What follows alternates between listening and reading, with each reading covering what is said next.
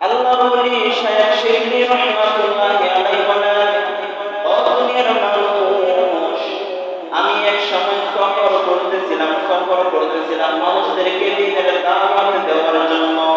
কিসের জন্য? মানুষদেরকে দ্বীনের দাওয়াত দেওয়ার জন্য আমি সফর করতেছিলাম। আর আগে আমার জানি কোনো যানবাহন ছিল না। আগে মানুষ পায়ে হেঁটে হেঁটে সফর করে এক দেশ থেকে অন্য দেশের মধ্যে চলে যাইত। শায়খ শিবলি রাহমাতুল্লাহি আলাইহি যখন পায়ে হেঁটে হেঁটে অন্যত্রে চলে যাইতেছে, একটা বিশাল বড় মাঠ পেরিয়ে যখন যায়, মাঠের কিনারায় একটা গাছ দেখা দিল। ওই গাছের নিচে যখন শায়খ শিবলি রাহমাতুল্লাহি আলাইহি বসলেন, বসা মাত্র একটু তন্দ্রা চলে আসলো, একটু নিদ্রা চলে আসলো। তিনি সামান্যতম একটু চোখটা বুঝে একটু বসলো শরীরটাকে আরাম দেওয়ার জন্য। ওই সময় গাছ ডাক দিয়ে বলতেছিল, শিবলি, তুমি মুআফিক হয়েছো ঠিকই, কিন্তু মুকাম্মেল এখনো হতে পারো নাই। তুমি মুআফিক হয়েছো ঠিকই, কিন্তু মুকাম্মেল হতে পারো নাই। শায়খ শিবলি রাহমাতুল্লাহি আলাইহি ডাকতে বলল, কে কথা বলল? কে? এখানে তো আমি ছাড়া আর কেউ নাই। চতুর্পাশে তাকায় দেখে কোনো মানুষ নাই, কিন্তু কে আমার সাথে কথা বলল? শায়খ শিবলি রাহমাতুল্লাহি আলাইহি ডাকতে বলল, কে আছো আমার সামনে প্রকাশ হও। না হয় আমি বুঝতে পারছি না, আমি সংকটের মধ্যে পড়ে গেলাম, কে আমার সাথে কথা বলল? শায়খ শিবলির কথার জবাবে গাছ ডাক দিয়ে বলল, হে শিবলি, আশ্চর্য হওয়ার কিছুই নাই, আমি গাছ তোমার সাথে কথা বলতেছি। সুবহানাল্লাহ পড়েন। গাছ কথা বলতে পারে? গাছ কথা বলতে পারে? আমরা জানি গাছ কথা বলতে পারে না, কিন্তু আল্লাহর কুদরতে সবই সম্ভব। ঠিক না বেশি? কাদের খোদ রতদারি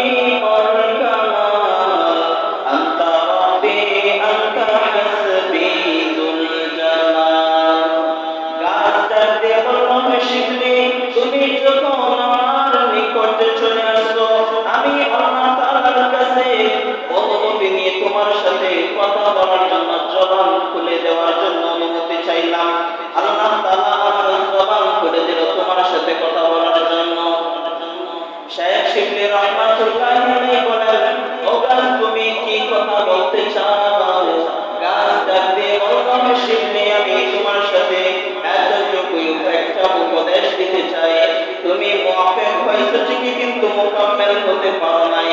মুকাম্মেল তুমি তখনই হতে পারবা যখন তোমার মধ্যে আমি গাছের একটা আদর্শ আছে সেটা গ্রহণ করে নাও।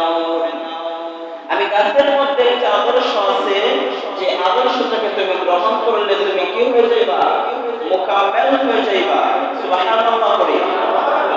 শায়খ শিবলি রাহমাতুল্লাহি আলাইহি তাআলা বলতেছেন, গাছ, তোমার মধ্যে কি এমন উত্তম আদর্শ আছে আমাকে বলে দাও। গাছ ডাক দিয়ে বলতেছেন, শিবলি,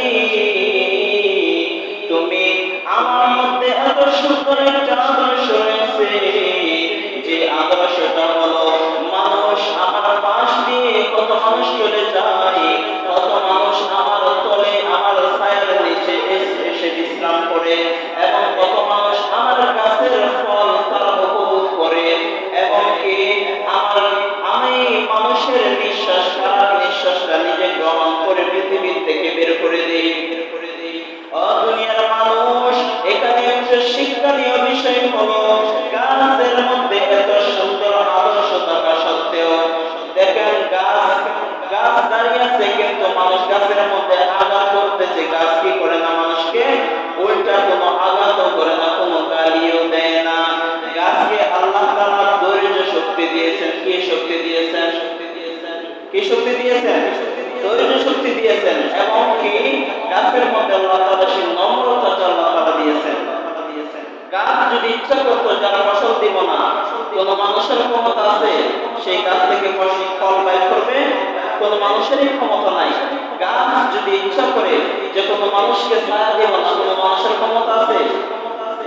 তাহলে চিন্তা করেন গাছের থেকে আমরা কত উপকার পাইতেছি, অথচ সে উপকার পাওয়ার পর আমরা গাছকে শুধু আঘাত করি। খামোকা গাছের পাশ দিয়ে যেতেছি, তা দিয়ে একটা আঘাত করি, একটা লাঠি দিয়ে বাড়ি মারি, গাছের মধ্যে ফসল হলে ফল হলে আমরা ডিম মেরে সেই ফসল পাশে চলে যাই, ঠিক না ঠিক?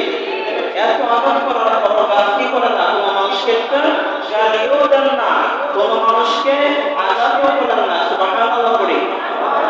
এটা একমাত্র দিছে কে? আল্লাহ সুবহানাহু ওয়া তাআলা। আল্লাহ বলে ডাক দিয়ে বলতেছেন, তোমার মধ্যে মাওলার এত সুন্দর আদর্শ রয়েছে, কিন্তু আমি তোমার থেকে এত সুন্দর আদর্শটা গ্রহণ করার পর তোমার কাছে আমি আরেকটা প্রশ্ন রাখতে চাই। তোমার মধ্যে এত সুন্দর আদর্শ থাকা সত্ত্বেও মানুষ তোমাকে কেন আগুনে জ্বালায়? মানুষ তোমাকে কেন কি করে আগুনের মধ্যে জ্বালায়? আমরা কি আগুনের মধ্যে গাছ পুড়ি না, কাঠ লাকড়ি পুড়ি না?